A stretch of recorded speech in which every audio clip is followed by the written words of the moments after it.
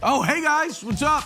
Tuesday, Wake Up Barstool. We got a really big show for you today, okay? We got me, Big Cat Eddie, Steven Cheah here. We got 2 Monday Night Football games to get to, a massive ALCS Game 7. We got Ryan Dempster coming by to talk about that. Jake Ferguson off to a record start in the NFL. He'll stop by in 30 minutes. Computer power ranking, supreme debate, so much fun, and it all starts now on FS1.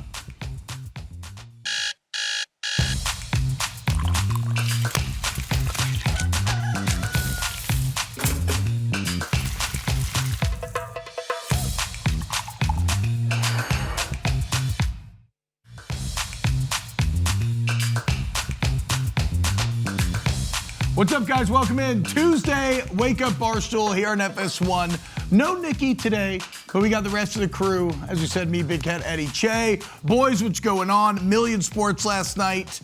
The football, actually kind of not the headline last night. I feel like the baseball game stole the show. But how's everybody doing this morning? Feel good. Good, yeah. The football was bad, the baseball was good. Yeah.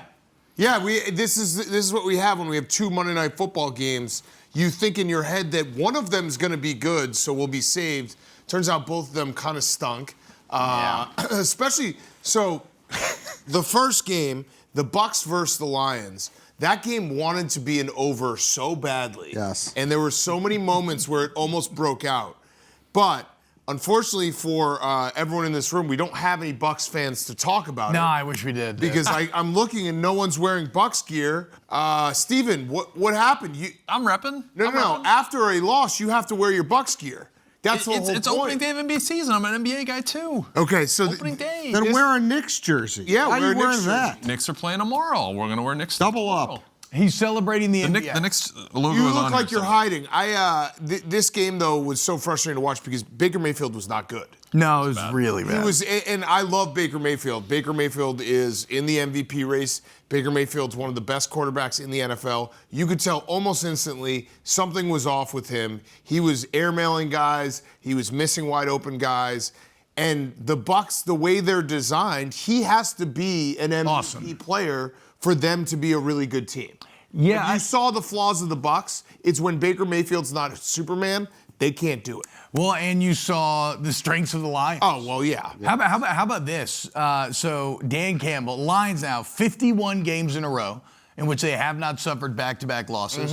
They're 13-3 when they play in prime time under Dan Campbell. They've won 5 Monday Night Football games in a row. Like, when the lights are brightest, do the Lions just show up? And this is the second time. Was Lions Chiefs? That was a primetime game earlier this year. They lost that one. So this is the second time though. Or wait, I'm talking about when they. Sorry. Lions Ravens when they shut down Lamar Jackson. Yes. Second time this year we've seen Lions defensive coordinator Kelvin Shepard just put on an absolute clinic. Yeah. And shut down a very good offense. I'm also a bit biased there. He was one of my favorite old teammates, Kelvin Shepard, LSU legend, Georgia boy, and he's going to be an NFL head coach one day. But yeah, the Lions bounce back from a loss. Depending on how Aaron Glenn does. Because I know that's really dumb, but like if you hire a defensive coordinator from one team and he doesn't do well, I see where you you're hire saying. the defensive coordinator.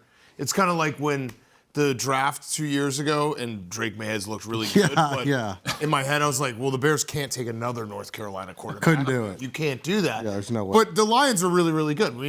They're one of the best teams in the NFL. I think they're the best team in the NFC. Oh. Yes. Well, I have my That was rankings last later. night, right? I mean, that was kind of how that game was positioned, was the battle for that title. I don't think the Bucks are on that upper echelon tier. Well, they got the Bucks at the right time, though, Yeah. because as unpredictable as the NFL is, that game was as predictable as ever. Yeah. Like, Bucks coming off very injured, Lions coming off a big win at home. If you were on the line was there was 6-point line for the Lions who. Yes, and I still felt good about the Lions. Agreed. I also had a take from this game, and I have a take from both games that I want to test on you guys. And you can tell me this is really stupid or whatever. Why did we not talk about Jahmyr Gibbs being the best running back in the NFL? I think he is. He is. And I think Do we not? Well, Saquon usually is the answer. No. Jonathan Taylor's usually the answer. Well, I mean, I'm just saying. Okay. Saquon or McCaffrey are the only two other answers I will accept. But I'm saying Bijan. when you ask, if you yeah. pulled 100 people, you think like more than 10 people would say Jahmyr Gibbs? No, they would say Saquon or Christian McCaffrey or Jonathan Taylor. Jahmyr Gibbs obviously splits carries, but he's played 39 regular season games now. He averages 100 yards a game from scrimmage and a touchdown a game. What? And he's splitting carries. He's so good. He's so dynamic. He should be talked about when people ask who is the best running back in the NFL. He should be the answer. I agree completely. And I think it's starting to shift a little bit, too. You're seeing David Montgomery less and less. Oh, yeah, because they realize how electric Jahmyr Gibbs is. You have to. And it's too bad for David Montgomery. I like David Montgomery, but you got to get Jahmyr Gibbs 20-plus touches a game. People laughed at the pick. Yeah. Laughed at Oh, yeah. The Lions have was- been able to really shove it in people's faces with how they've built this team and how everyone was like, you take running back, you take linebacker, you're doing things out of order. They are clearly built for multiple years of success, multiple shots at this thing, which is the correct way to do it. I mean, look, Jamar Chase has been incredible, but even the Penei Sewell-Jamar Chase debate from back in the day where it's like, what are you going to do? Do you go line? Do you go receiver? And I think it worked out. Running down the line, I wish he had gotten that block. He missed that block. Yeah, he missed the block. But that was, he is an absolute monster. Oh, yeah. He's a freak. I also think that the offensive linemen block better downfield when they're wearing all black because they feel skinnier. Yeah. Like he looked skinnier. it makes you last look night. faster. Yeah, Oh, right, absolutely. right. And then when you're all white, you look fatter. But, Yeah. but it's actually kind of tight because then you look bigger. I don't know. There's a little bit of give and take. You're slower in all white but bigger, faster but smaller. Yes. In the all black. The Lions didn't play their best game either. No. They left a lot of points on the board. The first half, what was it? A pick, a fumble, a turnover on downs, and a missed field goal. And yet they're up 14-3. Yeah. Half. Like, that's insane. Yeah. It's a lot of crucial errors that should have made that a close game, but Stevens Bucks could not follow through. Steve, are you at all worried? Mike Evans now going to be, it looks like, out for maybe the entire year.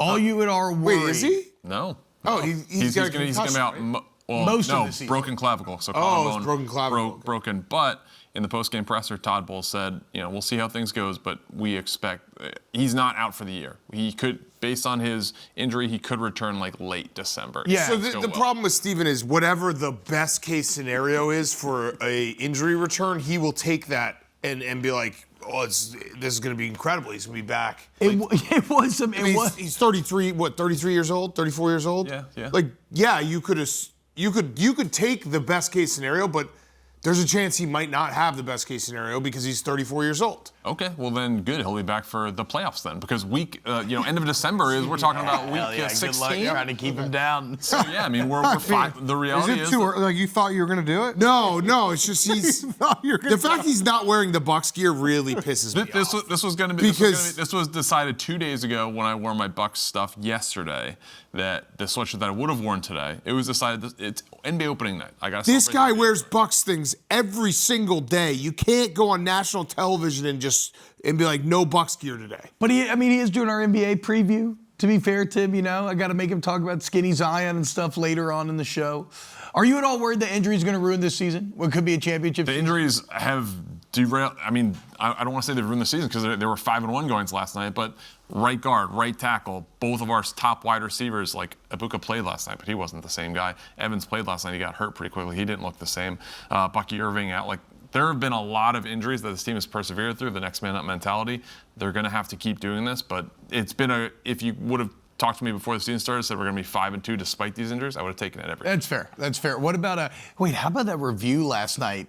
The double which review. one? The double review. We can't do this because Steve's going to say, it was used clearly didn't get to the first down. So I don't care about, I thought the calls were right. I just thought it was the most conversational referee I've ever seen. He was like, Hussey, John Hussey. Yeah, Hussey was like, actually, guys, after a second look, he was short. It's like you were talking about a bar. I was like, okay, Hussey, I kind of appreciate it. It's smart. Humanize him a little bit. Yeah, it did. I thought it was humanized. All right. So the second game of the night, the Seahawks take care of business against the Texans. Texans offense, man, it's 27-19. Texans offense is just a disaster right now. It is inexcusable to have the number one scoring defense in the NFL and be 2-4. your pinky toe is a pinky. No, your pinky. Dan, Yeah, no, my it's looking pinky's very fine. safe. No, Very this safe. this is a really, really tough offense to watch. I said it at halftime. It's like this is going to test America to stay up late to watch this Texans offense, and they did just enough to hang around where you get the, fumble in the strip sack in the end zone where they made it closer. I was right about to turn off the TV, and then the Texans did that. I was like, oh, I can't believe I have to keep watching this game. The Texans are, they're just a flawed football team. It feels like they're just out of order, and I don't know how much you put on C.J. Stroud because he's clearly not the same guy that he was year one. And they can't run the ball. Can't run the ball. The offensive line cannot block for him. They don't have impact wide receivers outside of Nico Collins. But also C.J. Stroud misses a lot of guys. Yeah. Like all those things happen. So you can't say it's all the surrounding parts for C.J. Stroud and not say C.J. Stroud has also not played great at times, which he has not played great at times. It's just so crazy because after he just felt like such a surefire thing. Yeah, we get a little ahead of ourselves in this league. We get a little ahead of ourselves in this media business. He had the video where he's talking to the guy about watching his podcast in the offseason and how he's disguising coverages. I was like, oh, this dude's a genius. But we got to talk about Jackson Smith and Jigba. So that was my other take.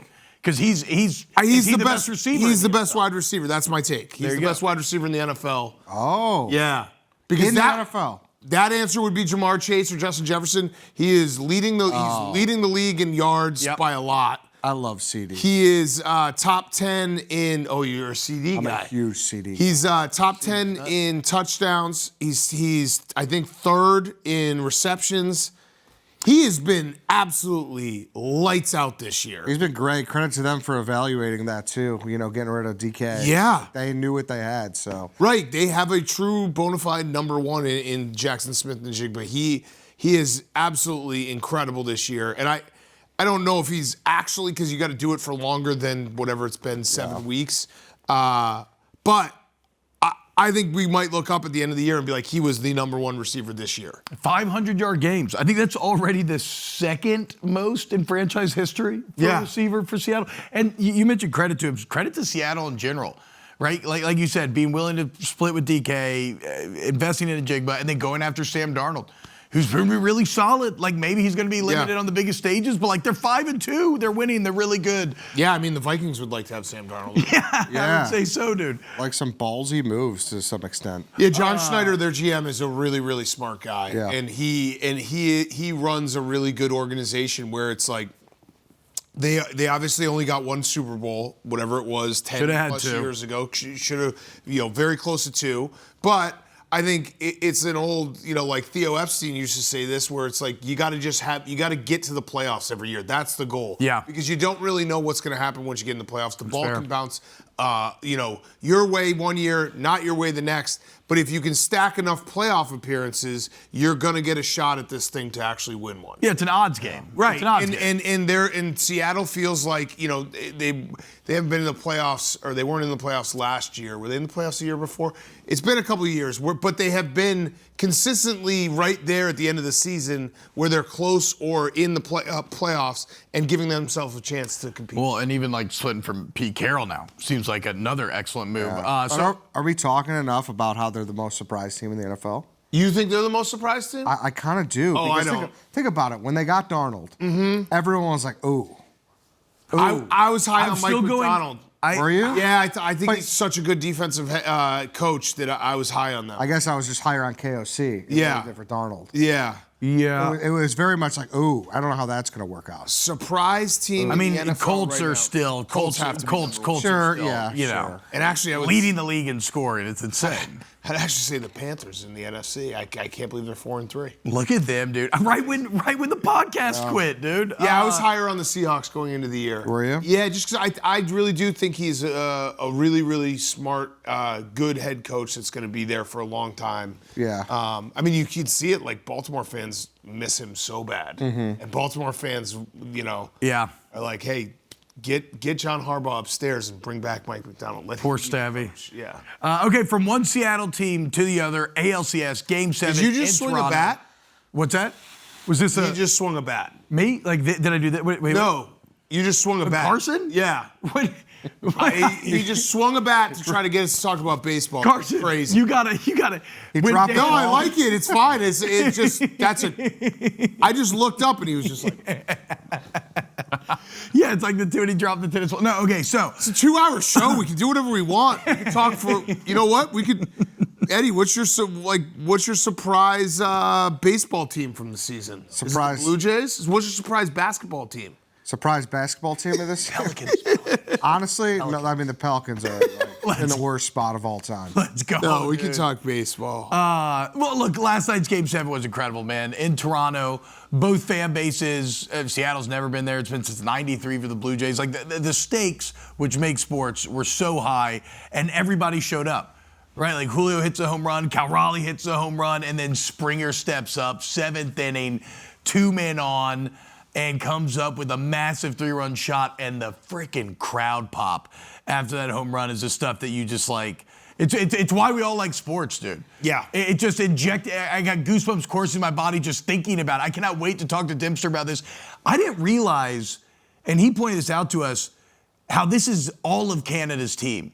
Yeah. Like from a pure rating standpoint, nobody rates like the Toronto Blue Jays do. Yeah. They deserve this. I'm happy for them. Vlad is awesome. Is Vladimir Vlad is Guerrero great. Jr. the best Canadian out there? He said, I mean, SGA. he doesn't live in Canada. He lives in Oklahoma City for most of the year, dude. Vlad Guerrero, all he wants to do is bring a ring back to Canada. Justin Bieber. Ryan Reynolds, but I don't think he probably lives in L.A. Bieber lives in L.A. Yeah. There's not a more real Canadian out there than Alanis Vlad Morissette. Guerrero Jr. God, I do McDavid. love Alanis Morissette, though.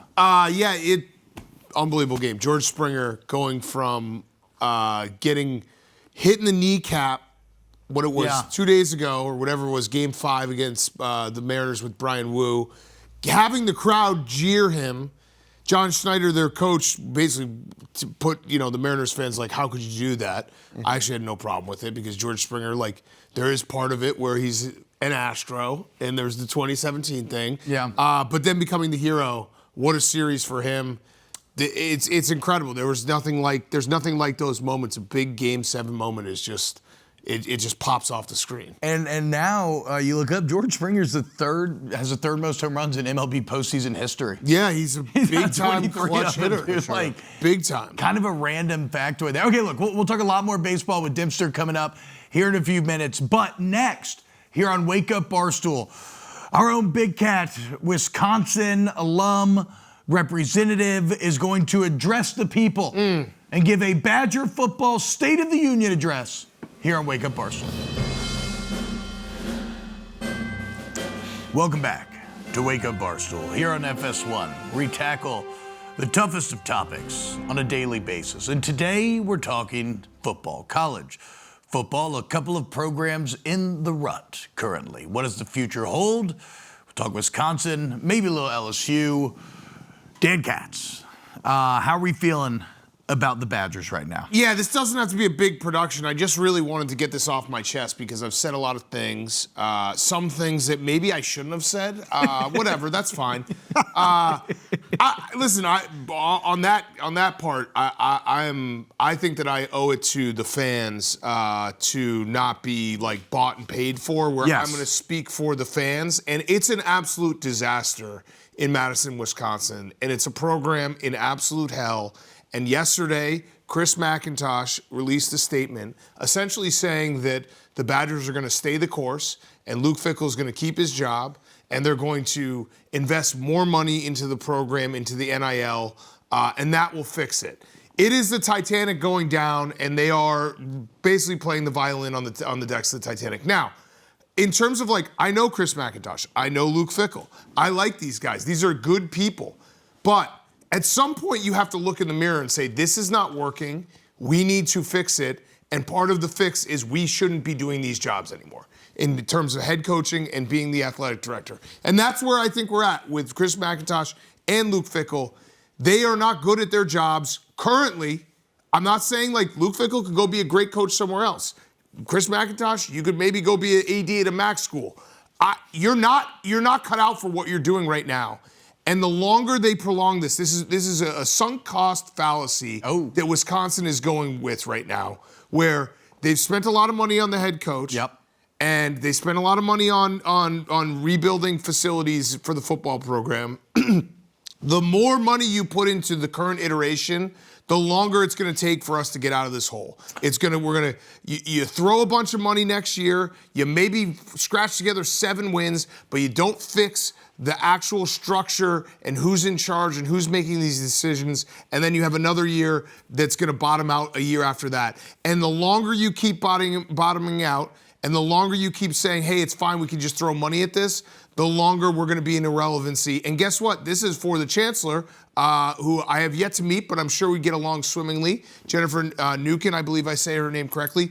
You have to realize this, that if Wisconsin football dies, the school is going to die with it. Like, this is how football works in major Division I schools across America. The livelihood of the school is directly tied to the football program. Whether you think that's crazy, whether you think it's an indictment on higher education, that's a conversation, Jennifer, we can have another time. I'm happy to do that with you, but as the football program goes, the school goes. Enrollment, all the money that gets pumped into Madison, all the money that gets pumped into the school, the alumni having a connection to the school. You kill this football program, you are killing the University of Wisconsin-Madison. And I'm telling you that right now, please fix it. I'm pleading with you. All we care about is school pride here and having a good football program that can compete year in and year out. And we don't have it right now. And we don't know how to get out of this hell because you basically had an athletic director put out a message yesterday saying we're going to throw some money at it, which I think it's the money that already is coming from the NCAA. So I don't even think they're doing anything new. I think they're going to just spend the money they should have already spent already. So the rev share. Fix it now. Otherwise, it's going to get way, way worse, and it's going to be you. You guys are going to be the ones that killed the Wisconsin football program. It might already be dead.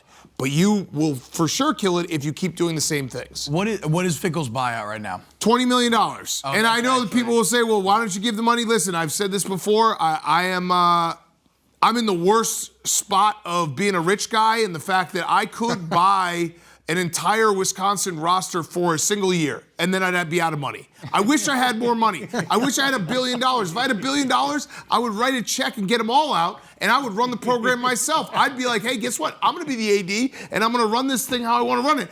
I don't have that type of money. I wish I did, but you got to, you have to look in the mirror and say, when is this not working anymore? And when do we need to fix this and not just throw more money at it in like a Band-Aid over a gaping wound? And we're at that point right now, and they're not going to fix it. If they can continue down this course, we're going to get deeper and deeper into a hole that will take us longer and longer to get out of. Genuine question, what is the biggest problem with Fickell? Because we all agreed he was a good hire at the time. Should have been a home run. Yeah, should have been a home run. And I think culturally he has not been a good fit. You know, obviously going with the air raid. The team has not gotten better. We've gotten significantly worse. And I just think the culture's broken, and it's hard to coach in college football. The culture matters. Like, guys buying in matters. And now you're at a point where, are you going to go get a bunch of mercenaries next year? Like, this statement that Chris McIntosh put out read like they're going to try to buy a roster next year, which, okay, that's fine. But then what happens the year after that? What happens the year after that? We have to understand, in the current college landscape, we're not going to be like one of the rich teams. We're not going to be at Michigan. We're not going to be at Texas Tech. We don't have oil money that's just going to keep rolling in. Yeah. So you have to get back to playing Wisconsin football and building a culture and getting guys to come here for the culture, and it's just not happening. So you can't do just a one-year stopgap, let's win 8 games and say everything's fine. Well, the scary thing is, too, is growing up in the Midwest, like, you know, you went to Wisconsin, Iowa, Michigan State because of the sturdiness of their program. Right.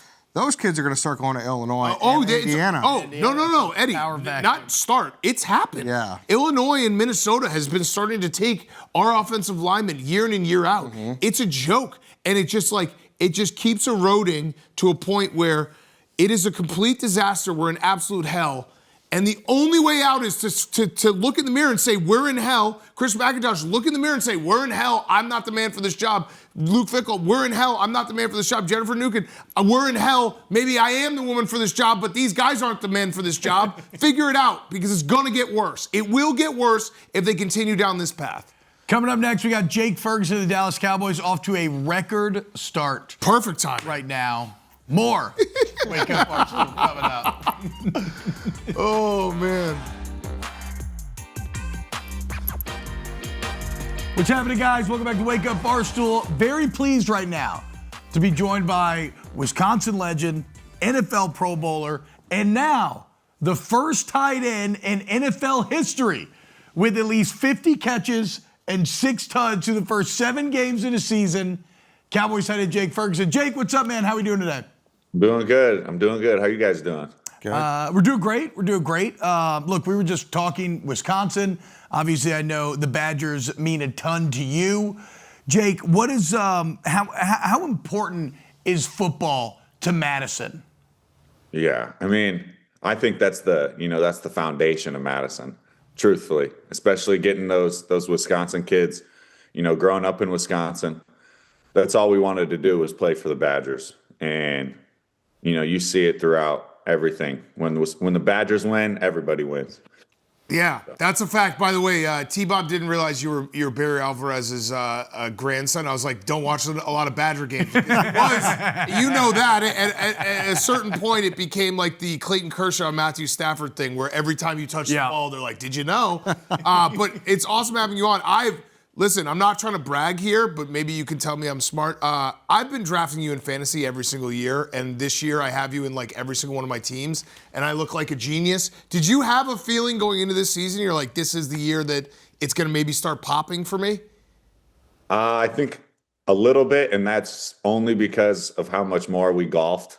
Me and Dak and some of the other quarterbacks golfed in the offseason. But no, we've had a great connection previously, and then also just working this offseason. I think that's where it really stemmed from. Yeah. Yeah. Jake, I mean, you're so, okay, like, I always fascinated this with athletes where you could be described as being in the zone or in the pocket right now. Is that something that you are aware of? Are you just sticking to your process? Like, are you cognizant of just how hot it is right now? Yeah, I'm really just trying to stay on my process, do the same things, not trying to do anything too crazy or, I got to do this because I had a bad game or I got to do this because I had a good game. I just got to keep doing the same thing. You know what I mean? Stay the process and, good things will come. And then what about Dak, Jake? Because he is someone who, I don't know if there's a greater disconnect between how he kind of gets talked about, how people think about him. When he's a great guy, he's overcome a ton of adversity, he's playing incredible. What's it like playing with a quarterback like Dak Prescott? And how do you think we should be talking about Dak Prescott? Man, the only reason people don't like him is because he's got a star on his helmet. I've been hanging out with him for 3-4 years, and I couldn't say one bad thing about him. I mean, he's a good dude off the field. He's a good dad to his new babies that he's got. You know what I mean? And then he gives back to the community, and then he's also balling. I physically don't understand how people do talk trash about him because it just doesn't. I mean, I do because it's fun. I don't really know. I don't have another answer for that. You're right. Like, you are right. I do it because it's really fun. I don't know.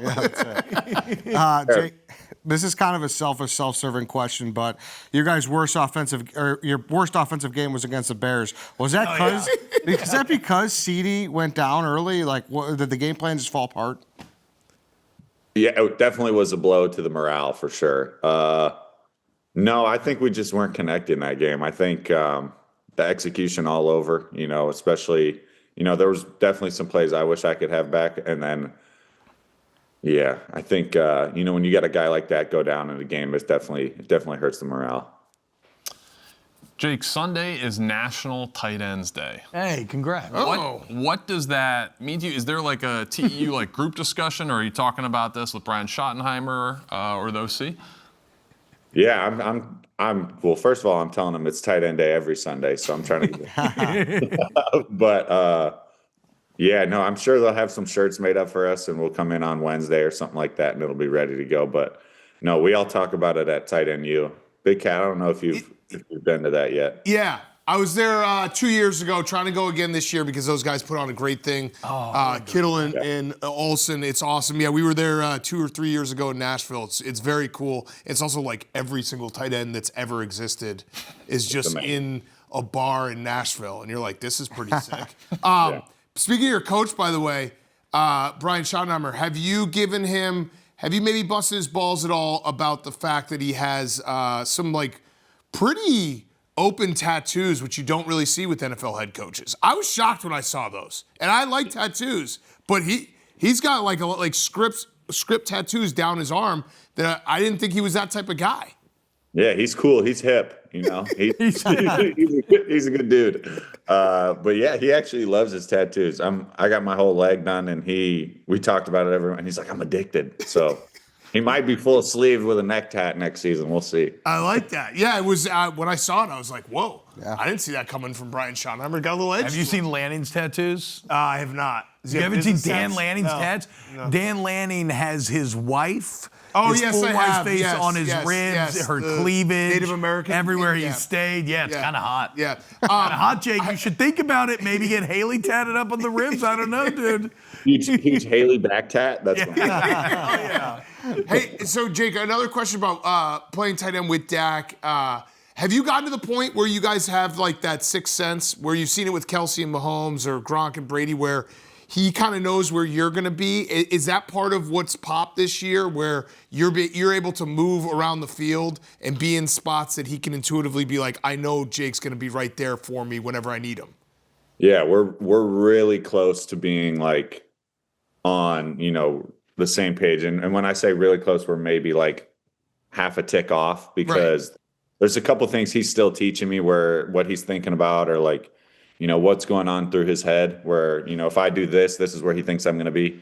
But like the seam game is completely like, I'm pretty dialed in on that. That's fun. That's got to feel awesome, like a superpower where you're playing almost not on easy mode, but having that, like when you know that there's two guys that are on that same page, it's so insanely difficult to defend because you're just going to be at spots that the defense isn't expecting, and Dak knows you're going to be there, and he hits you with it.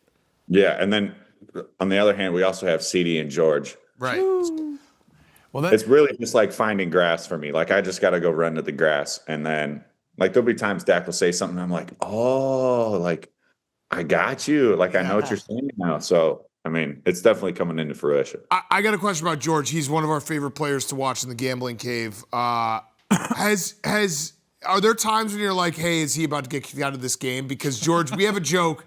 If George catches a big pass, there's like a 50-50 shot that he's going to get a penalty right after, because he plays with so much passion and so like boisterous. Do you guys have conversations with him like, hey man, don't get us a penalty here because we know you're that type of dude? Yeah, we love it. I love it personally. I love that he does that. It's just, you just gotta, you walk out into the huddle and you go, hey guys, we gotta pull back 3 after he makes a big play.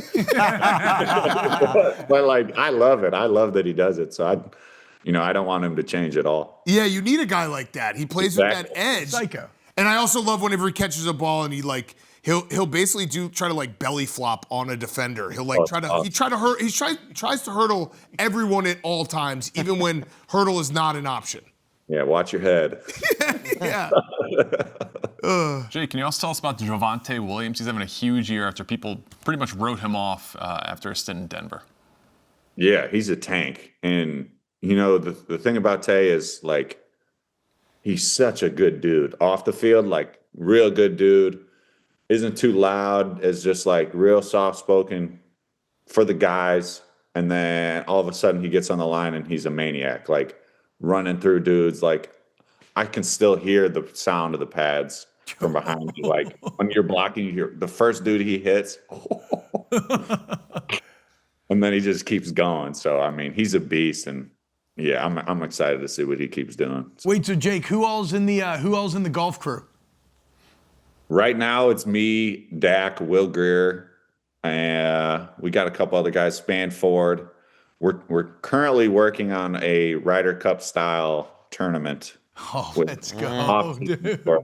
Off season, of course.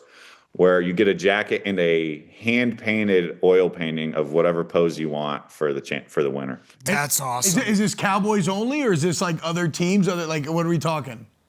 We're thinking so far it's Cowboys only. You know, we're a tight-knit group, but we'll see how far that one goes. Okay, hell yeah, man. Well, if you need someone to play in it, don't call me. No. Sorry, I'm battling to break 100. Yeah, well, I played. I played in a. We play in a Ryder Cup every 2 years here at Barstool, and I was so by far and away the worst golfer in this tournament that it was depressing for me. It was. That's how I it's not fun. It was Yeah. depressing to watch. Yeah, it was depressing It wasn't to even watch. like It's fun to make fun. when you suck at golf, it's not fun to play competitively. It's only fun to just go out there and drink with the boys. Right. And have some fun. Is Dak a beast? Is he the best? We both battle to break 100. Okay. It's pretty competitive. Yeah. Jake also battling to break 100 catches this season, on pace for 123. Jakey, keep it up. Did you know that you're an NFL record holder now, first ever tight end to master stats through 7 games?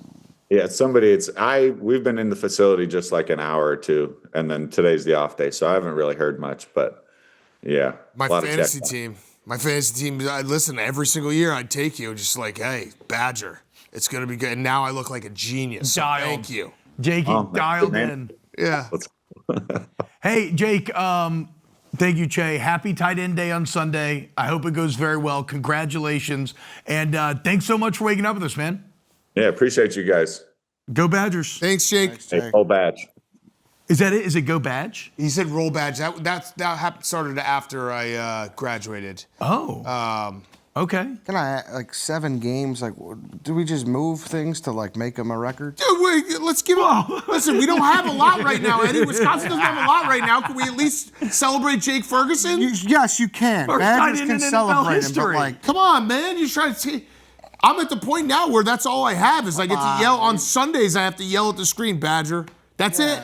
First day, 52-degree day when Costco hot dogs run. We do these All right, more Wake Up Barstool coming up. You have the Bears. We get into the Bears in a little bit. Yeah, we haven't can. talked that yet.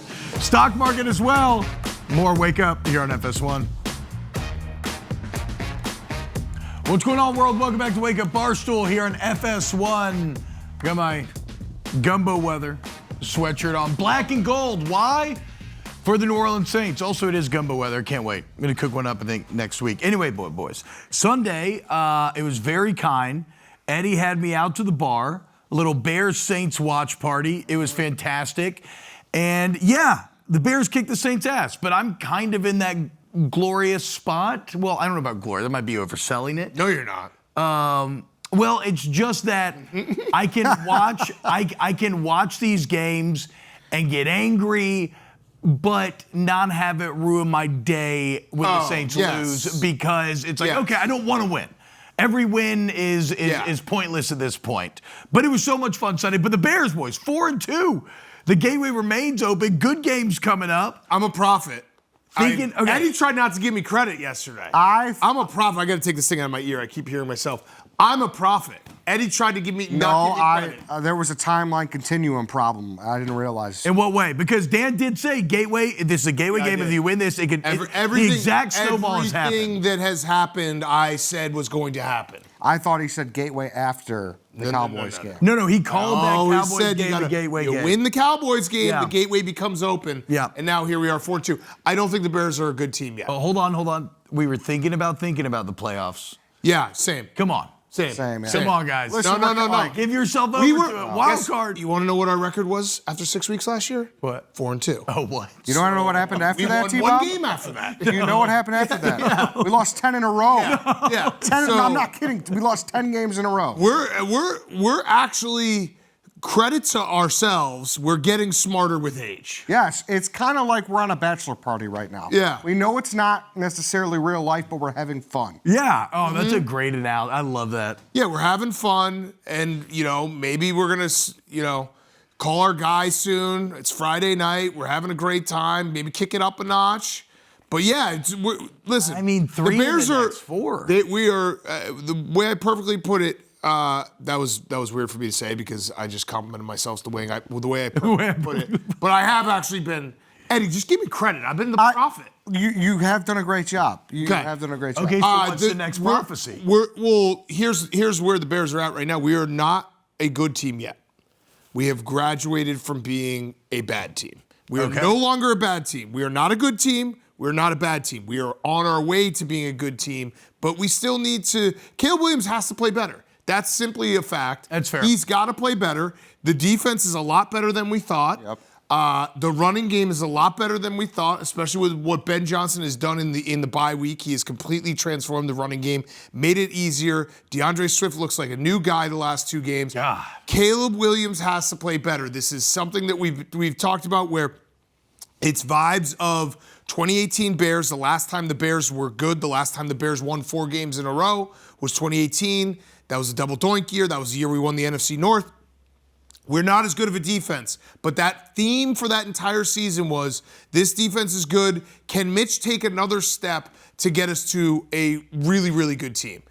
Caleb needs to take that next step. Yes, he does, and we're acknowledging that. That's And important. I We're not think just Caleb- like pushing it to the side. No, Caleb would admit that too. He said Yes, he didn't play exactly. well on Sunday. No. I'm still buying all the Caleb stock I can buy, but he has to play better.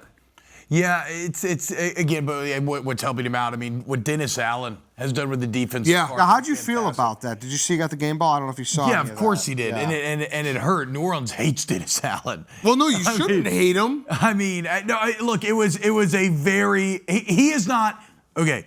He is not the root of all evil in New Orleans. That is the ownership cabal, if you will. There's a group of power brokers that are not Bensons but control the Benson estate that basically own the Saints and the Pelicans. Both teams are an abject disaster. Mickey Loomis is an awful GM. You can't fire him because he's in the cabal. He's basically an owner. So look, I get it, but when things go as badly as it did the last couple of years, who's always going to get the crap? Dennis Allen. Yeah, but He's a great coordinator. He He's may a not be a great head coach. coordinator. He's a great coordinator. Yeah, you put him in the wrong job. We do the misdirected anger thing a lot. Yes. Because even like Eberflus to an extent, it was on George. It was on them for hiring him. Yes, For keeping him absolutely. too long. And so Allen, though, great revenge game. 16 turnovers forced for the Bears this year. You talk about the 4-game winning streak. It's 4 games in a row with at least 3 turnovers. Yeah, Like, we have 15 turnovers in 4 games. That's, to me, why Caleb needs to be better is because just like mathematically, that has to dry up a little bit. Oh, of course. Right? Like that's a lot of turnover luck, some course. support that's maybe not going to be there going forward. Yes. We're still waiting for that big Caleb game. Yeah. Yes. It needs to happen. And we're waiting for a game where we don't take the ball away. And Yeah. what is that going to look like? Can the team respond to that? What are you smiling at, Steven? I think I might be out on Caleb. He Okay, just- great. I don't care. That's awesome, dude. All the Sick comment. Don't care. I don't have a way to measure this, but there's never been a quarterback that leaves the pocket more and just sometimes he makes spectacular plays. A lot of times he doesn't. Sometimes he does. I don't think that's a scalable way to win. I don't think he's just a good pocket quarterback, which is what you eventually need to do. For anyone watching right now, this is the mind who said that Saquon Barkley was not good and then You're ran too early. for 2,000. You were dead wrong. A year last too year. early. Oh my dead wrong last A year too early. I hate you. Yeah, no, he's.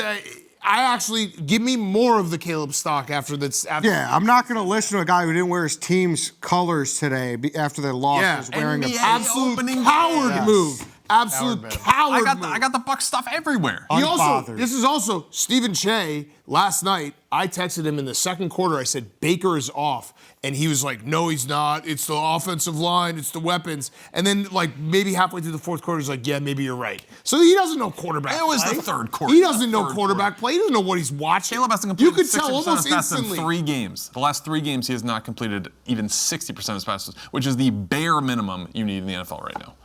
Okay. He's not taking as many sacks. Didn't hear you bring that up. Yeah. Yeah, there you Didn't go. hear you bring that up. Nerd. He's bailing on the pocket every other play. I'd like All to right, punch all him right. right now. I actually would. Coming up, hour number 2, we got a ton to get to. We still got Supreme Debate. We got Ryan Dempster coming by. We got NFL computer power rankings. A lot right here at Wake Up Barstool. See you in a couple minutes. FS1. What's up, guys? Welcome in hour 2 of Wake Up Barstool on FS1. We got Ryan Dempster joining the program, co-host of Intentional Talk, here in a little bit. Noted Canadian.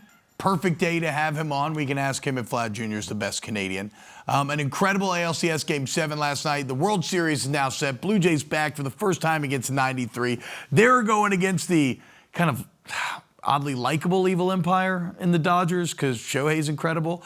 But Jay, you have informed me that you have a Blue Jay nugget here. Just a conversation piece. Is the Rogers Center where the Blue Jays play, is that the home of some of the most, or is that the most memorable home run stadium? We have Joe Carter, we have Joey Bats from a couple of years ago, and now we have the George Springer from last night. Is there a stadium that has more top 10 home run pops? Yes. I mean, when it like a lot of, I don't know, I don't know, like I don't know baseball history like that, but I mean, when it like. I think indoors helps. Boston have some, like with the pesky. Off the top of my head, obviously old Yankee Stadium, and I would say San Francisco just because of Barry Bonds. Yes. Like McCovey Cove. McCovey Cove. Yes. Yeah, that's. Like the Boone home run. There's been Yeah. so many for Yankee Stadium. There's Dempster. There he is, our guy getting us fired up, coast of Intentional Let's go. Talk, World Series champ, Ryan Dempster, noted Canadian superstar. And how about it, Dibs? Canada, man, getting it done. The crowd pop last night was insane. How we feeling this morning? Great, man. The entire country of Canada is feeling great. Yeah. I think everybody's just rifling through their couch right now to get as many loony and toonies as they can and try and find their way to TO for a ticket. Let's go, boys. It's happening north of the border. It's a World Series. We actually have like a World Series this year, you know? 2 different countries. True. Yeah. I didn't think about that, dude. Yeah, absolutely. Yeah. Here, Ryan, and you opened my eyes to this, and it made me very happy to watch last night. But like, I was looking up like viewership charts and numbers and everything. I did not realize just how large the gap is from a viewership standpoint with how many people watch the Blue Jays versus watch your average MLB team. I mean, I don't know. Like, there might not be a fan base that deserved this more than the Canadian baseball fan base. Yeah, I mean, it's been this way since the Expos left for sure. But even before that, I mean, it was hard to get Expo games. You get the French channel every once in a while. So this is Canada's team. This is the entire country that, you know, sits there and rallies around these guys. We saw it in Seattle. Look how well their fan base traveled from the western part of Canada. Like, there's people who are flying, you know, not just from Toronto, but people who are coming down from all over Saskatchewan and Alberta and BC because they can't get back out east. It's just too far, whatever it is. So I know a ton of people that drove down from Vancouver and around BC to go down to those games. So this is huge, man. There's over a million people watch the Blue Jays every single night when they're playing their games up there in Canada. And you talk about that stadium. This is going to be awesome. This isn't going to be some walk in the park for anybody. This is going to be a big boy fight. They both have superstars. They both have stud pitching, all this kind of stuff. And they both have electric, you know, stadiums that can, when full, they are as loud as anywhere in the game. Oh, I like that shot at LA there. That was nice. All right, so you don't think it's gonna be a walk in the park? I actually agree with you, but for the people who are maybe, you know, like this is a, you know, preconceived, you know, the Dodgers are gonna win this. It doesn't matter. How are the Blue Jays gonna match up against the Dodgers? And like, I know you said starting pitching. The Dodgers starting pitching has been insane. That NLCS was out of this world good for their front 4 guys. How are the Blue Jays going to be able to win this series? Yeah, I think, you know, you're going to have guys do what George Kirby did last night. At the end of the day, you know, there's moments, right? Like which we talked about on the show yesterday. Like, I believe in the little things. I love all the little things, but a moment is usually what wins the game. The little things leading up to it. The Addison Barger walk before that. The 0-2 base hit back up the middle by Kiner Falefa. Then the sack bunt before the homer. Like, all of those things that took place. But you need moments. And within those moments are starting pitchers who come out and shut down somebody. So is that going to be, you know, Gossman? Is that going to be Max Scherzer again? We don't know. You know, who's going to step up in these big situations and go out there? And then you're going to need the back end of your bullpen. The one thing that's tough for the Blue Jays in the matchup is the left-handed, right-handed matchups. Like, the Dodgers tend to struggle a little bit more against left-handed pitching when they are struggling. And you know, you don't have one in your rotation. So who's going to be that lefty? that steps it up. Spire is going to be leaned on. He's going to be facing Ohtani. And then do you just say, screw it? Let's figure out who our best righties are getting out the lefties. Who's going to get out Ohtani and Freeman? So it's just going to come down to whether or not you can execute on the mound. And if they can do that, they can hold their own in this series. We saw Milwaukee do that. You know, they held their own against them for a little while with good starting pitching or good pitching, I should say. Did they? Well, I mean, we had some close games. We had some close games. The Snell game was close. The Yamamoto game was close. No, you don't get the Brewers are dead dog losers, and I know that's bitter because they took out the Cubs. They scored 4 runs in a 4-game series. That series was not competitive. But Eddie, you had a question. Yeah, listen, I love your statement, but was there when a home run is hit that late and you got 2 innings to go? Is it just false positivity, like fake positivity? Do you know you're dead? Like, what are you saying? Like, come on, guys, we got to you just know you're dead, though, right? Yeah, it's like like in Rocky IV when he's fighting Drago, Yeah. and he goes down early in the match. We're like, get up, Rocky, and he keeps going. There's no problem.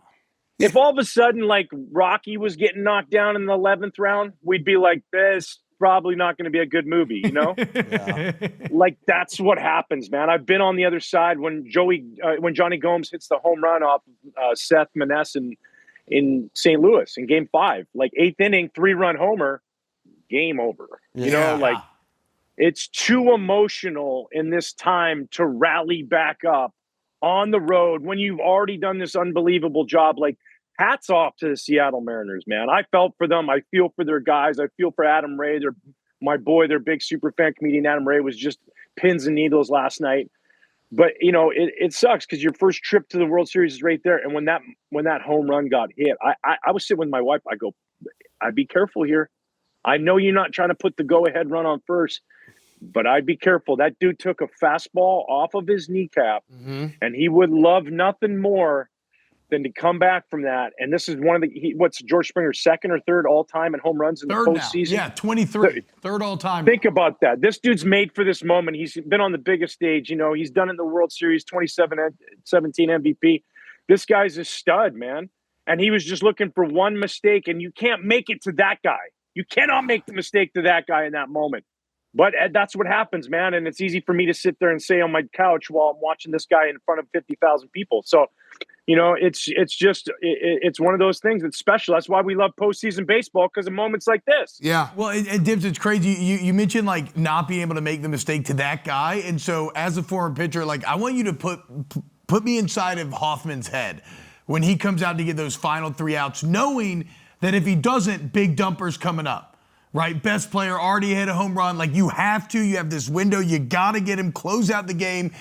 What's going through his head in that sequence?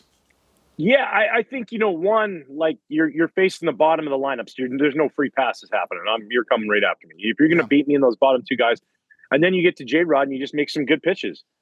But like much like the Mariners guys, like where that happens and it gets sucked out of you, the sails go down because it's like the game's over, it feels like. For Hoffman, when he came in from that bullpen, the last Hoffman to have that much emotion was Trevor Hoffman on, Tony Gwynn night in San Diego was 62,000.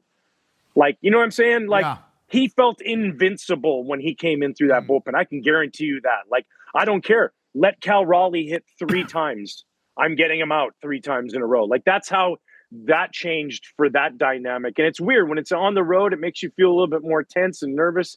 And when it's at home, you're able to harness it and shoot it like one of Tony Stark's friggin' hands. It's just like, here we go. Like it is an energy that it can't be explained. You try to measure it in earthquake, devices and all that kind of stuff, but it's an energy that is just like nothing else, man. And good for them for having that moment and giving that to the entire country of Canada, who probably some of them still haven't gone to bed from last night. I can guarantee you that. Yeah, for sure. All right, so Debs, how do you pitch the Dodgers lineup? What are you attacking? What are you doing? Because it does feel like the way I've always described it is they just got dudes after dudes. Like you just see, and Tommy Edman is hitting and Kike Hernandez, and that's not talking about Shohei and Freddie. It's just crazy how many dudes they have. Like, what are you as a starting pitcher in this series going to be saying to yourself going into these games? Like, what is the game plan? How are you attacking it? Who are you going after? Just lay it out for us. Yeah, I think they're a juggernaut, and they're firing on all cylinders right now, whether by design or just by chance. I don't know, but I think the biggest thing that you have to do is, with good lineups when they're going well, you have to be aggressive. You have to throw strikes. If you're going to fall behind in the count, you're going to pay for it at the end of the day. And then when you get ahead, you almost have to take a pitch out of the Greg Maddux book, as far as I'm ahead 0-2. This is my best.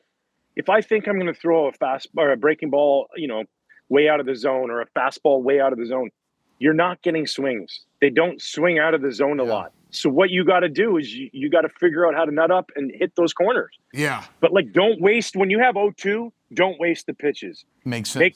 Make those pitches count, because at the end of the day, don't let them crawl back into the count. These guys live for this moment. They're going to be ready for this moment, and match that swagger. Go in with it. You got a good team. I love the way Vladdy's been wearing his, emotions on his sleeve. Let's go, man. I got it too. I'm a superstar. I'm a $500 million player. So I think those two things, one, just from a pitching standpoint, you really have to be aggressive, man. You cannot mess around with behind in the count, or you're going to be behind in the game and behind in the series and heading home. Yeah, I like the point about, when you're 0-2, not wasting a pitch. I do, Eddie. So we were good luck charms for the Cubs it felt like we were going to ride it all the way to the World Series. We were 4-0 together watching games, going to Wrigley, and then it fell apart in Milwaukee. But I kept on saying, if I were a pitcher, you can tell me how stupid this is. If I were a pitcher and I got 0-2 on a guy, I would throw it 40 feet to just screw up his eye angle. Is that an insane thing to do? Just bounce it so short that he's like, whoa, what just happened here? I don't hate it. There we go. Come on, be honest. Yeah. Be honest. I don't hate it. I just don't think it's going to have much of an effect. To be honest with you, listen, we were talking about this last night. You gotta not be afraid to do a little something unconventional. If you want to buzz the tower, I'm not here to be your friend. Yep. I'm here to win 4 games and go home, as a World Series champion. So I'm not worried about friendships right now. I'm not worried about being great and tipping my cap to you when you come up to the plate. If you're 0-2, you might get one under the chin. Yeah. Hell yeah, dude. Hell yeah. Yeah. That's gonna be Let's go. Up. Yeah. I might go for a kneecap early on. You might end up coming back healthy. You don't want to provoke the tiger if he's sleeping in the cage. But right now that they are currently feeling very comfortable in LA. So there's always listen, if we're 0-2, let's make them uncomfortable. We saw what Christopher Sanchez did. Now, it's Christopher Sanchez, the guy's a Cy Young Award finalist. But he made Shohei very uncomfortable inside with 2-seamers at 96, 97 miles an hour. Mm-hmm. Shohei was, until that 3-home run game, was in this little bit of a slump for Shohei. Mm-hmm. Yeah. Was that because of some uncomfortable at-bats? I don't know. You have to try and think outside the box and not worry. All you're worried about is yourself. And so they have time. They have a week to put together a really good plan. They have a week to line up their pitching staff. They have a week to have everything the way they want it. Guys rested, guys healthy, ready to go, and then having that game plan and then executing it. We know that's all it comes down to right now. It's not going to be I just closed my eyes and I swung and there's game plans, boys. They're executing, and whoever executes better, whoever does better job on defense, runs the bases better, that's who's going to win this series. Shohei's been awesome. Obviously, he's the talk of the town. But he's been 7 for 13 Best this year player against the Blue Jays, hitting. But pitching, where can the Blue Jays attack him? Does he have any holes in his pitching game? Maybe you can get him before he gets to 100, not pitches, but miles an hour. I think if you can get him in when he's warming up. Dempster, can you believe that Shohei Ohtani just played the greatest single game performance I think we've ever watched? And Steven Cheah, sitting right here, still does not have him in his top 10 Asians of all time. How crazy is that? Yeah, Ichiro is a good player.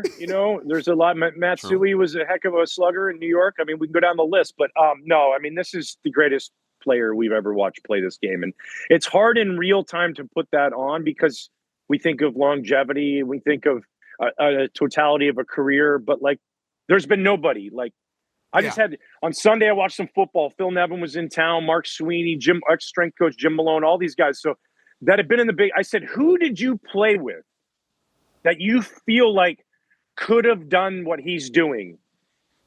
And both of these guys played in the major leagues. Jim Malone was a major league strength coach for a long time. None of them said anybody. Not a player. The only guy I thought comparable that could even touch was Carlos Zambrano, because had life been different at that time and you let Big Z hit, he could hit these kind of light tower home runs. You know, he could have the 100-mile-an-hour heater or 98. So I think stuff-wise, but like to do what he's doing, we don't give it enough run. We don't understand it enough. This dude is – I remember what it was like to throw 100 pitches and not want to take batting practice because my elbow was so tight, or my back was sore, or my hips were tight, or my shoulder was – aching and just like I could barely move it. You think I want to get in a cage, and then this dude goes out and hits homers, and then he steals bags. It's ridiculous, man. End of story. Like, and I know we could have said, well, maybe if Barry Bonds got on the hill, he would have thrown 100. Cool. He didn't. This guy did. This guy is doing it in current real time. So let's just enjoy what we're able to see. I'm blessed. I got to see the greatest basketball player live and in person play, and I'm watching the greatest baseball player live and in person play. It's pretty cool. Ryan Dempster, co-host of Intentional Talk on the MLB Network. Come to the studio next time. Yeah, dude. He's 10 minutes away. I almost hit him with my car the other day. He did. That's a true story, guys. I slowed up hoping I would because it was a nice car. I figured I'd get some sort of cash settlement. Yeah, we're neighbors. We're like 2 blocks away from each other. The producers really want me to get out real quick. Is Vladdy Jr. a top 10 Canadian of all time? Wow, great question. Yeah. Yes. Okay, there we go. Yeah. Officially, Vladdy Jr., top 10 Canadian. Hell yeah. All right, Dibs, we'll see you in studio soon, man. You got it. We'll be on every day on the field. You'll see us. I'll wait for you guys, okay? From the Rogers Center. On Friday, I'll be there. Thanks, Down. There you go. Let's go. Great to be with you always, man. All right. Ryan Dempster, legend of the game. Again, Intentional Talk is the show. He gets me so fired up. Yeah. He's the best. Something about the Canadian. And we got to get him in here. It's the closest Zoom you could possibly do. He's 10 minutes away. Okay, more Wake Up Barstool next. Keep it locked. I did it. Keep it locked. That's cool. I did it. It was only one time this show. What's up, guys? Welcome back to Wake Up Barstool. It is time for NFL Computer Power Rankings. You know, a lot of y'all might not know this. You think of Dan just being a funny guy, an entertainer. He's actually quite the programmer. And he has written code that you put the NFL data in and outspits, time out, 30 seconds. These are actually my power rankings. Wow. They're different than the computer power rankings. Oh. Yeah. Okay, so These are my power rankings. Wait, so these are human power rankings. These are my human power rankings. These are not the computer rankings. The computer rankings come out in a minute on social media. These are my power rankings. The computer's still working, though. The computer still works. They're totally different. So this, okay. So because I thought for TV purposes, I've been doing my computer power rankings for many years now, and it starts a lot of debate online. It's not the best TV segment, you know what I mean? Because it's not my opinion, it's a computer's opinion. That makes sense. So I was like, this week, going forward, I'm gonna give you my actual opinion we can discuss. These are my power rankings. Okay. So, Sorry, I should have explained that. No, it's good. It's even better. It's a rebuke of the AI revolution. Yes, we're fighting back. We're bringing humanity back to entertainment. All right, Big Cats, Week 7 power rankings, and we're starting in the AFC. Feel free to discuss. Feel free to debate. We have, I believe, 5 tiers in the AFC. The first tier is going to win the AFC. This is the Kansas City Chiefs. They're probably going to win the Super Bowl, but they're definitely going to win the AFC. The Kansas City Chiefs are in the tier of their own. I have no notes. I don't know who's going to stop them at this point. This is what sucks is just embrace it. The more things change, because I look at the NFL, Kansas City, and then you look at college, which has changed top to bottom, and yet it's like Ohio State, Alabama, Georgia. But I guess Indiana joined the party. At some point, you have to have the wherewithal and the sense of the moment to say, what's the most likely outcome? It's the Kansas City Chiefs. Instead of trying to be different, instead of trying to say, oh, it's going to be this team or that team, or just say it's going to be the Chiefs. Okay, you're and doing then when the Chiefs do it, you can be like, hey, I knew it was going to happen. I was ready for this. You can let yourself go. I gave out the inevitability parlay on Sunday night on Pardon My Take. It's Kansas City Chiefs to win the Super Bowl. It's Ohio State to win the college football national championship. It's Scotty Scheffler to win the Masters. It pays 50-1. Just bet it. That's actually Just bet really it. good. Do the Like inevitability parlay. Okay, and what happens if it doesn't? If you lose the bet, that means that one of those things didn't happen, And then you're happy. like happy, yeah. Although I want Scotty to win the Masters. But if the Ohio State loses the national championship or the Chiefs lose in the playoffs, you're probably going to be like, that was awesome. We get a new champion, right? True. No, it's a win-win. All right, what do we got next? This is the second tier. This is contenders to lose to the Chiefs in the AFC Championship. Oh, look at my Colts, dude. I told you when we tried the underreacting segment, and I said the Colts were good, and y'all said you didn't get it. I said, no, this team is better than good, leading the NFL in scoring. Look at it. Yeah, I would have the Colts as the number one of these three. The Patriots are in because their schedule is so easy that they will probably end up with a 1 or 2 seed. And then the Bills, I still think that they are good enough to lose to the Chiefs in the AFC Championship. So do you think on a Sunday afternoon in the Irsay Dome, you think that the Colts could beat the Chiefs? Is that what you're saying, T-Bob? Dumb. So You're dumb. no, so my brain. It's a What dumb brain. sucks- It's a gumbo brain. It's you have gumbo in your brain. I have a Dumbo gumbo. You have a Dumbo gumbo brain. That's exactly what's going on. No, right okay, now. no. What I was gonna say is, what I can't get over is what happened to Sam Darnold last year in the playoffs. And I know that's unfair to Danny Dimes, and I actually think this Colts team is built better than that one because of Jonathan Taylor and everything. But look what happened to Sam Darnold in that moment, and I just feel like everything's gonna lead up to it. I hope I'm wrong. Carly Irsay, look at her on the sideline, guys, dabbing players up. She's on the headset. She's very involved. It's a posthumous honoring of Jim.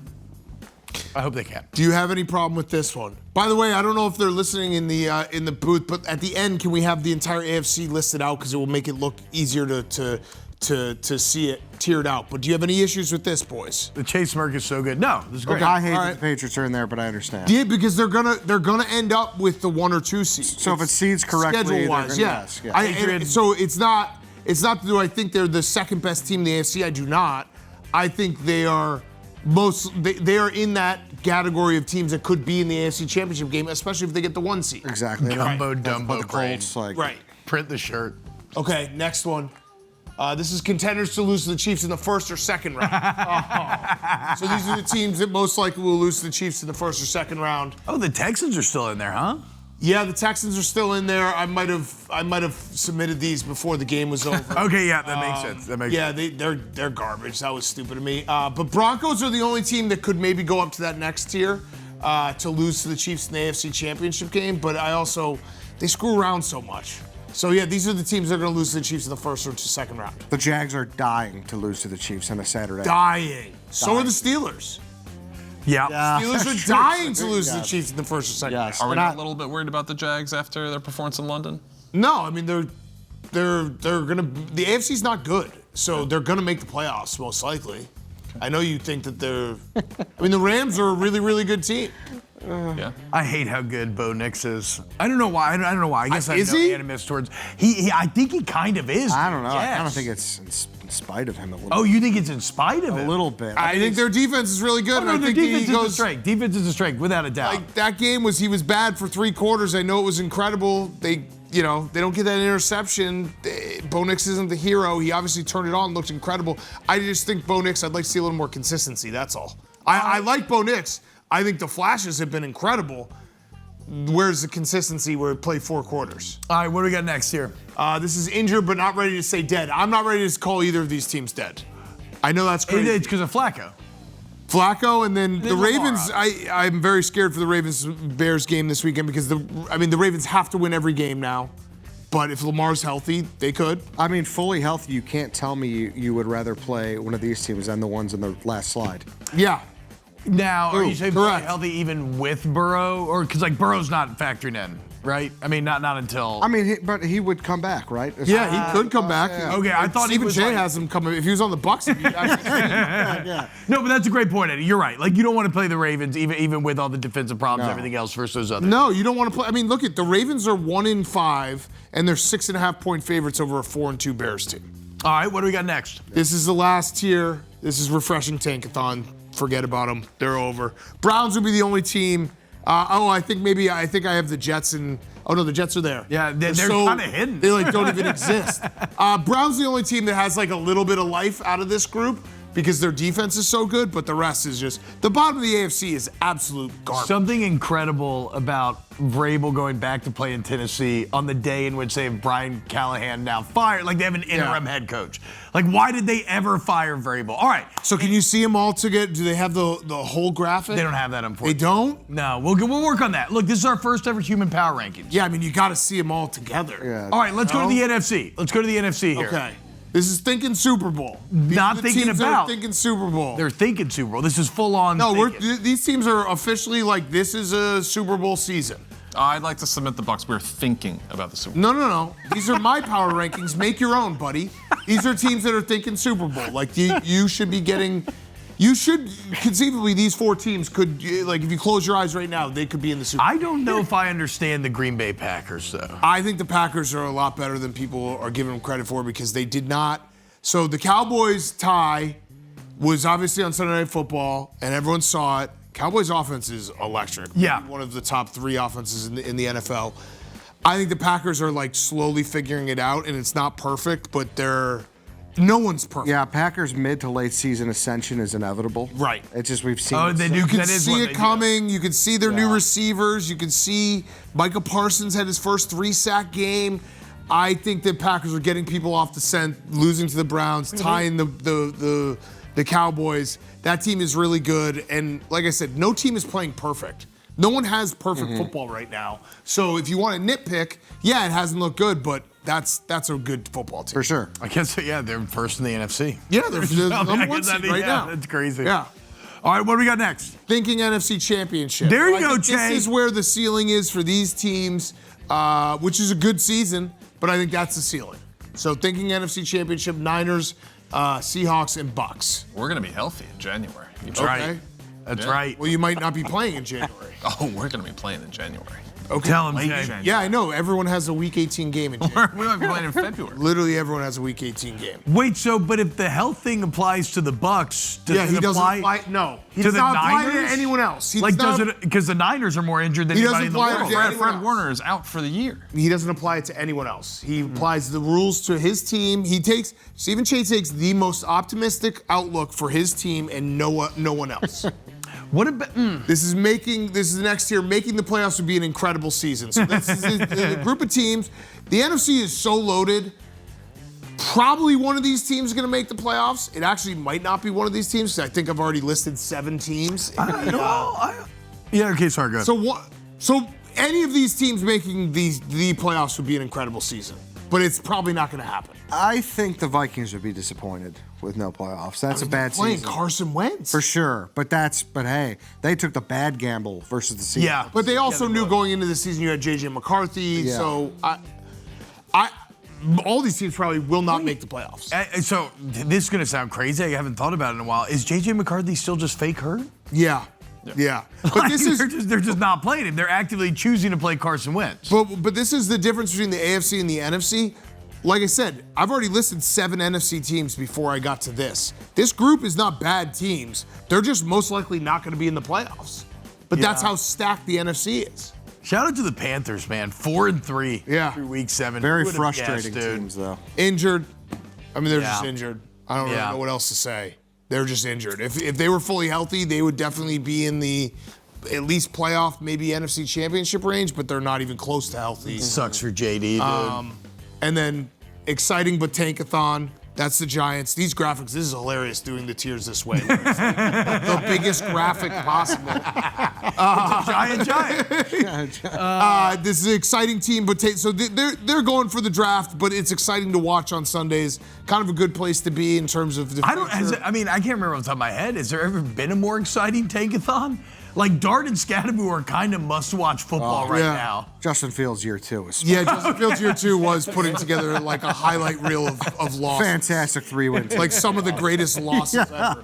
And then this is just straight up tankathon. But again, to the NFC, you have only 2 teams that you can really say are bad teams. Yeah. And it's the Saints and it's the Giants. Yeah. Now this is This looks like Jordan made this. What is this? This was in Adobe Photoshop. Okay, this is Adobe Photoshop. Yes. Yeah, those are the NFC tiers. We'll get it cleaned up for next week. That's probably partially my fault.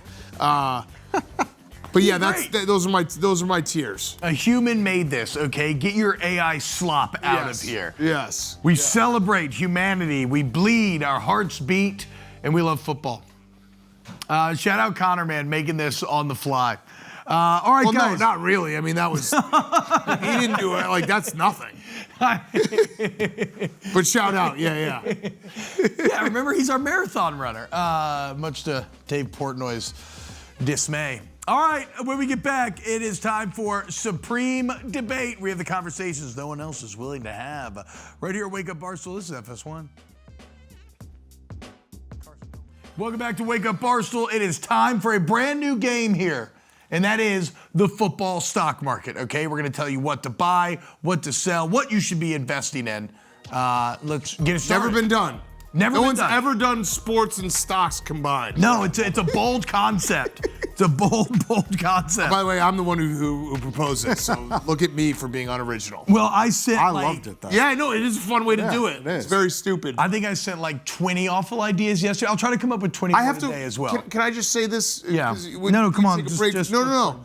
Dumbo. It was just too many texts in the middle of the day that I have to go back and look at them. Yeah, I actually liked a couple of the ideas. Oh, okay, But it dude. just hit with so many at the same time. It was aggressive. That I just my eyes glazed over and I was in the middle of doing something. But I do have to go back through it because I remember, I think it was like changing the leaves or something like. There was something that was good there. Okay. There's a couple good ones that we'll do. Okay. Hell yeah, dude. Yeah. So I apologize. It was Kinda just like a lot of texts at once. Kind of like hot, soft opinions. Thinking, whatever. No. This is stock market. This is NFL stock market. Yeah. Buy or sell.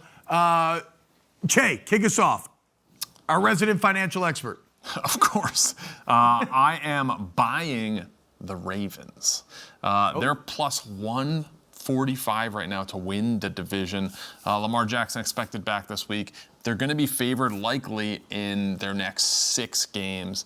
They could absolutely win the AFC North.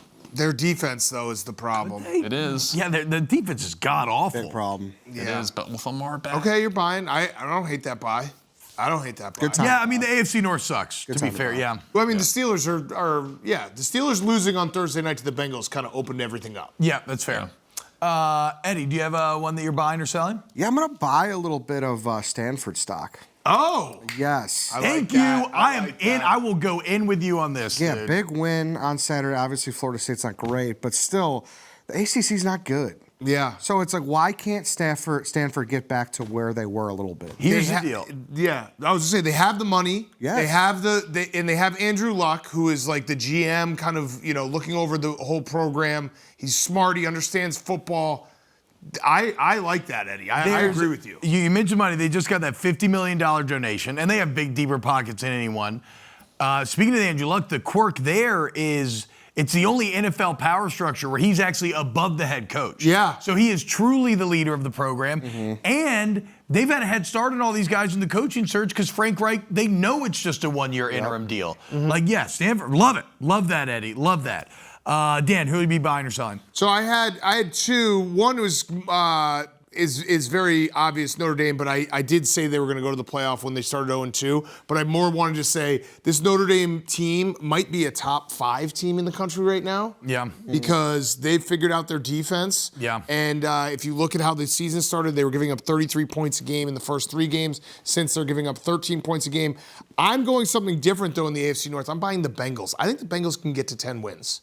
I think the Bengals have 4 wins on their schedule. I believe they play the Jets, the Dolphins, the Browns, and I think maybe the Cardinals. And then they have a stretch in the middle of there where it's Bears, Steelers, Patriots, Ravens, Bills, Ravens. If they can find a way to go 3-3 in that stretch, I think the Bengals can win 10 games. I think the Bengals can win the AFC North. I think they just got to be able to. They probably won't run it as good as they did against the Steelers, but like that offensive line finally stepping up is what made that all work. Yeah. Right? Because then they had to add to the box, and you get chasing them one-on-one, and Flacco can take advantage of that. And more than anything for the Bengals, just the fact that they can say for the rest of this, like you have at least you bought a couple more weeks of being able to watch football on Sunday and root for something and have the season not just be completely over. For sure. Because the season being completely over before Halloween is always just such a depressing thing. Especially because of an injury, because Right. you know it could be possible. Right. So, guys, I looked at the market, and in college football right now, there are going to be 15 major jobs open. I mean, who knows by the end of the season? It's going to be the most insane hiring cycle we've ever seen. There is one man whose stock you should be buying. Yes, the price is already high, but it's only going to go up, and that is Jimmy Sexton. If you have the capital, I know you may not, but if you have the capital, buying Jimmy Sexton stock is a guaranteed win. Listen to this client list. Sarkisian, Norvell, Kiffin, DeBoer, Franklin, Lanning, Stoops, Venables, Freeze, Pittman, Beamer, Kelly, Loxley, Campbell, Napier, Schiano. The craziest thing is, he wins on both ends. I know. They get fired, they get buyouts that he created, he gets paid on that. He uses open jobs as leverage to get extensions and get paid on that.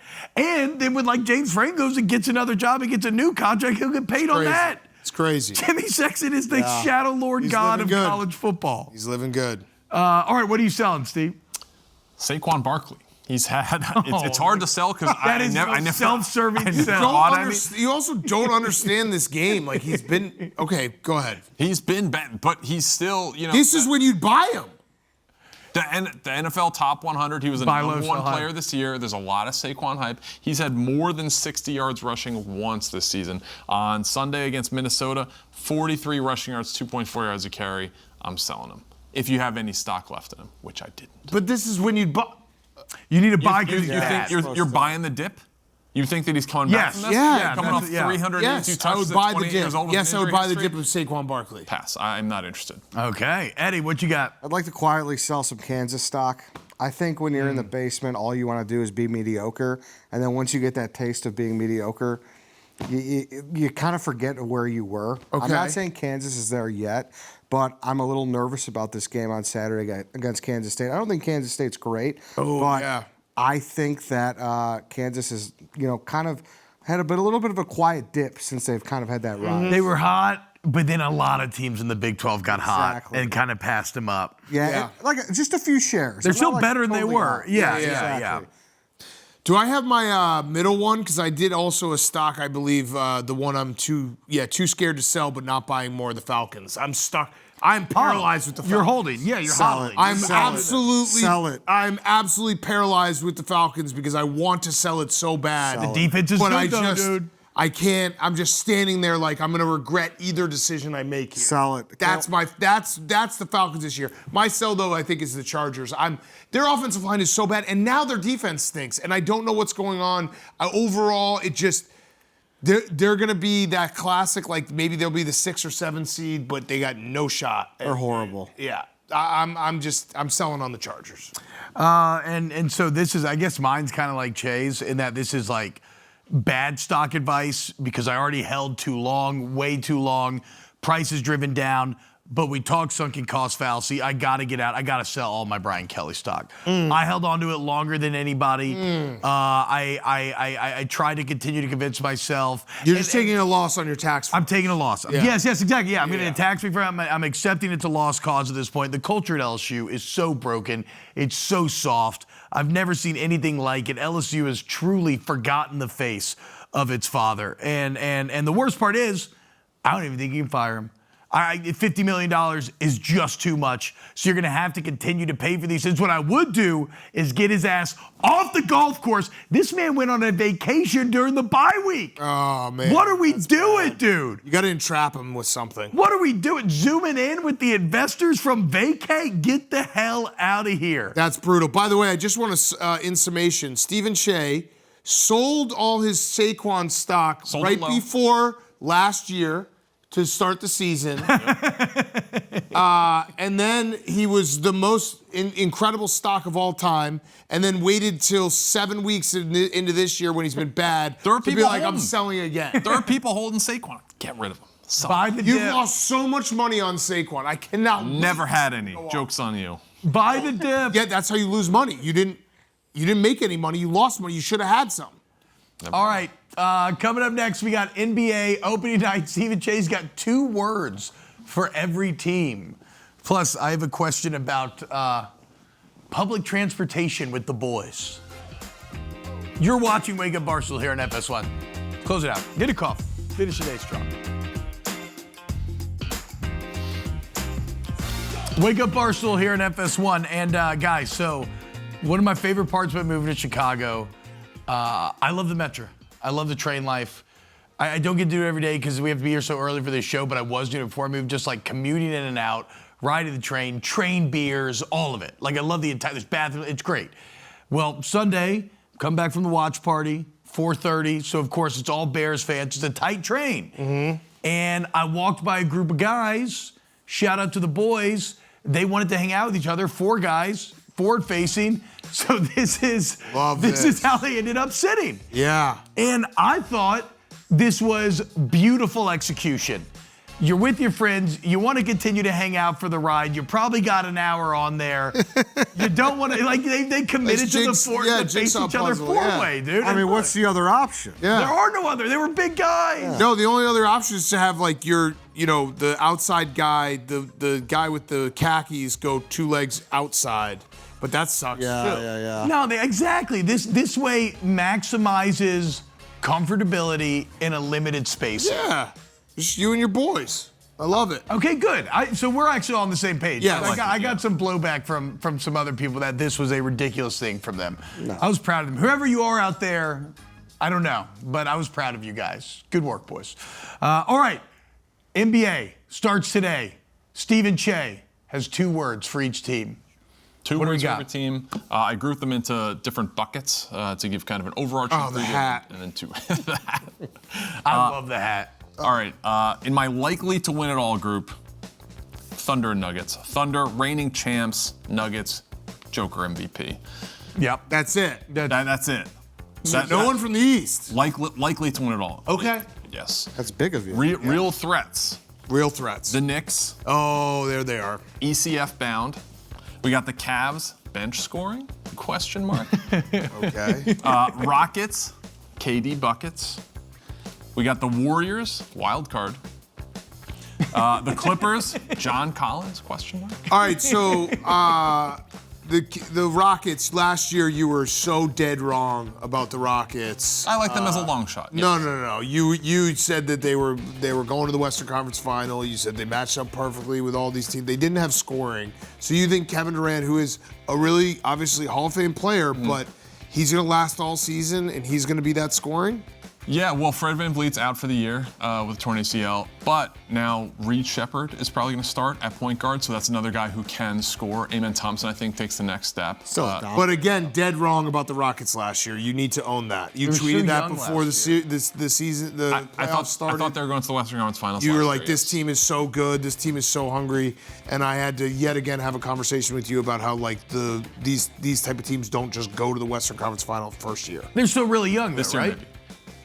They are young, but they also have KD now. Yeah, they did go to. They went to the playoffs. They battled. You know, I'm just saying, it's kind of like the Thunder. I believe them this year. Yeah, Thunder were awesome regular season teams. They had to learn how to win. They learned. But that's the real threats. Okay. It's not super deep.